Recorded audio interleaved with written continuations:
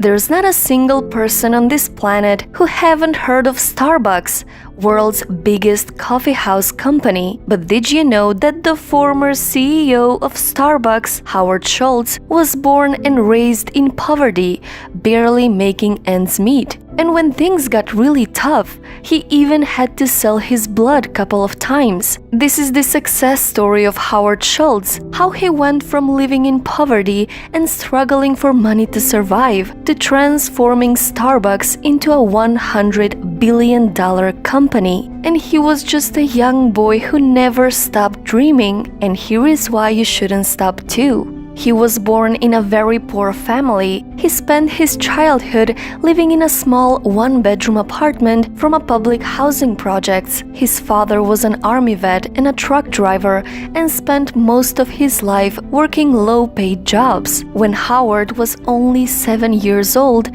while delivering diapers, his father fell on the ice and broke his leg. And because of this, he was fired from his job. And with no medical insurance and no savings, his family was struggling for money. That image of his father laying on the couch, feeling hopeless, crushed and defeated, left a permanent mark in his memory. It was one of the biggest defining moments in Howard's life. And to get away from all of these problems, he used to sit on the staircase in his building, dreaming of a better life. He played football in high school and earned an athletic scholarship to go to college, but he didn't want to play sports and decided to major in communications. So to pay for college, he had to take student loans and worked many odd jobs to make ends meet. Few times he even had to sell his blood for money to survive. After graduating from college, Howard worked at a ski lodge and as a salesman, but he had a desire to work at Starbucks. At that time, Starbucks had 3 owners and only sold coffee beans. So at the age of 29, after a full year of convincing the owners to hire him, he finally got a job at Starbucks. While on a business trip to Italy,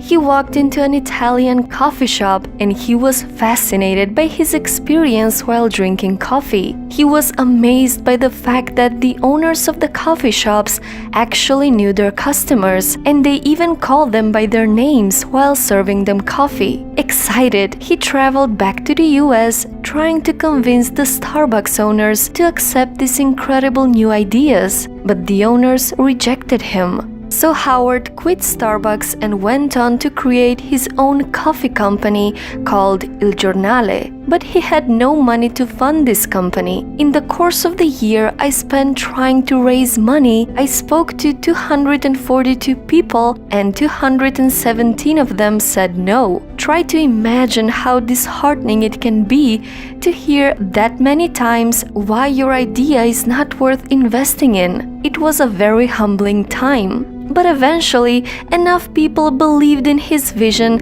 and decided to invest in his business. He worked extremely hard to open his first coffee shop where he could replicate the experience he had in Italy and finally implement his ideas.